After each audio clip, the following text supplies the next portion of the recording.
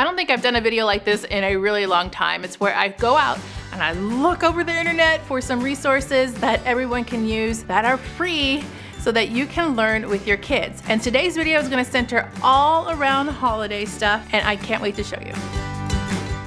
Hey you guys, it's Christina from the Purple Alphabet, and welcome back. We on the Purple Alphabet do educational activities for kids, ideas and inspirations to learn through play, and today is about the free stuff. I love that, gotta love free. So I have researched and found some of the best things that I think are great activities to do with your kids that revolve around the holidays. So I'm gonna put all the resources down below in the description box so you can go directly to them and find them. If you found some great resources that you think I should know about, please let me know. I always like hearing your opinions because you guys have the best advice, the best ideas, and I know other commenters are reading them as well. Plus, I like to read your notes just because it's fun. I like it. So let me show you all of these fabulous things that I found. So I'm going to show you a whole bunch of free printables for different age ranges, and I'll try to mention kind of the age range that they would belong into.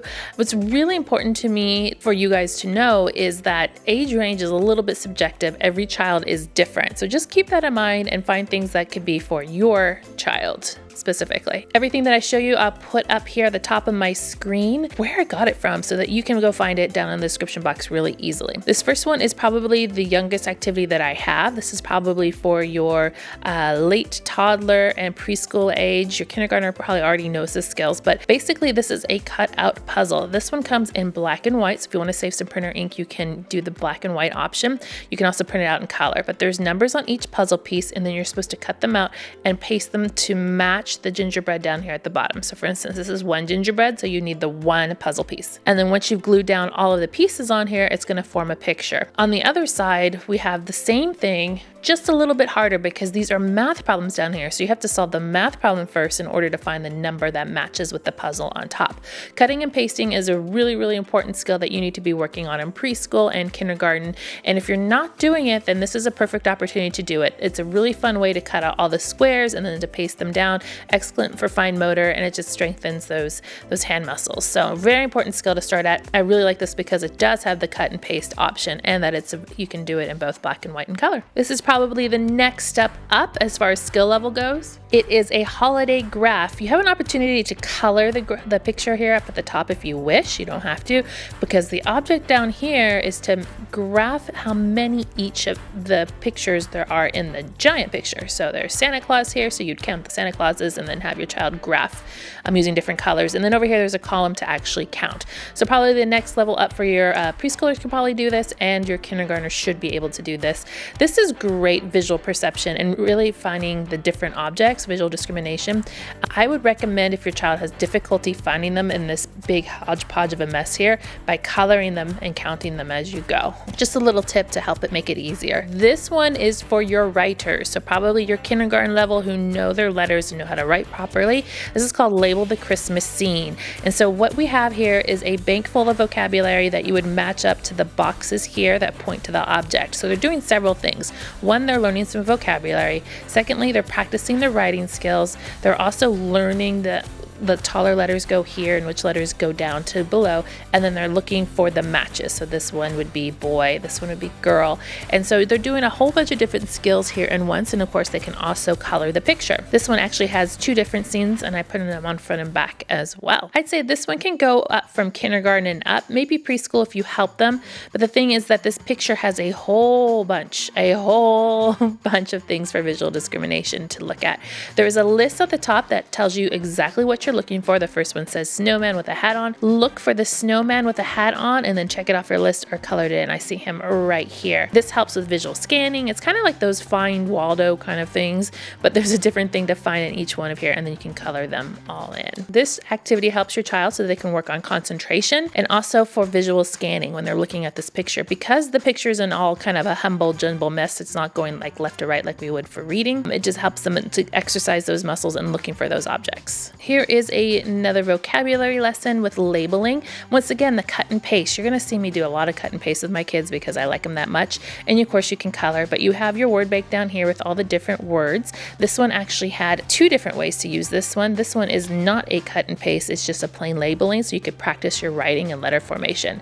So if you have a preschooler or a kindergartner and you want them to learn a little bit of vocabulary that's revolving around the Christmas season, then I would use the cut and paste. If you have an older child, probably the first grade level, maybe a little bit on the kindergarten side, it's actually writing in the words. So they're learning the vocabulary, they're learning the spelling, and they're learning and getting that writing practice in. All right, this one is called Christmas Edition, and really, really simple. There's math problems on every single bulb on here, and you are answering the problem. So this would probably be more of a kindergartner activity in which they are solving the math problems. And then they can color the tree. A suggestion I have for this to making it a little bit more fun is to figure out what number answer. So this is like 1 + 1 = 2, and you can make a little key, color the answers that are 2 purple or blue or whatnot. So then they have an additional matching. Okay, this is 2. What do I need to color it to? Just a little tip to extend this activity a little bit. So these next couple ones are for first grade and up. So this is an ABC word order. My kindergartner has done a little bit of this, but it does take her a little bit of time. So you might be able to do it for a kindergartner, but definitely my first grader should be able to do this with no problem.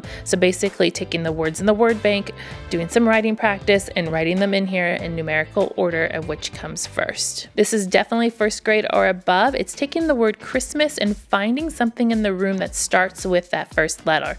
If you can get one word, that's great, but if your child can think of more than one word, that's even better. So I really like this because it causes them to think and really think what starts with the letter S, what starts with the letter T, and figuring out some words that can go in there. If you have a couple of kids, you can actually do a contest to see how many they can come up with to be the winner. And then this one is called How to Wrap a Gift. This is sequencing, but it's not just sequencing and putting the pictures in order. If you have a preschooler, what I would do is go ahead and cut out these pictures and mix them up and have them match it to first, next, then, and finally. Or you can do it in number order. This comes first, second, third, and fourth. If you have an older child like a first grader, then they're going to actually write out the steps and verbalize it, making a sentence. First, you gather all of your materials, or you get the wrapping paper out all the way down to finally, and then you tie the bow on, or whatever sentence they want to come up with. So this is a writing exercise, sequencing, and also sentence structure and coming up with sentences for each one of these events. So it's taking sequencing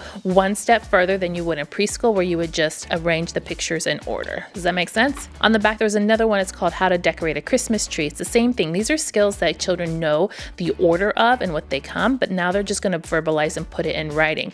This definitely helps when you're starting to create stories and making story structure, because you're having a first, next, then, and finally. So this becomes very, very important when they're starting to do creative writing. I really, really do like this one. Remember to leave a comment down below if you have tried any of these, or if you have some great ideas that you think I should know about. Make sure to click subscribe to see more videos like this, and give me a thumbs up to show your love.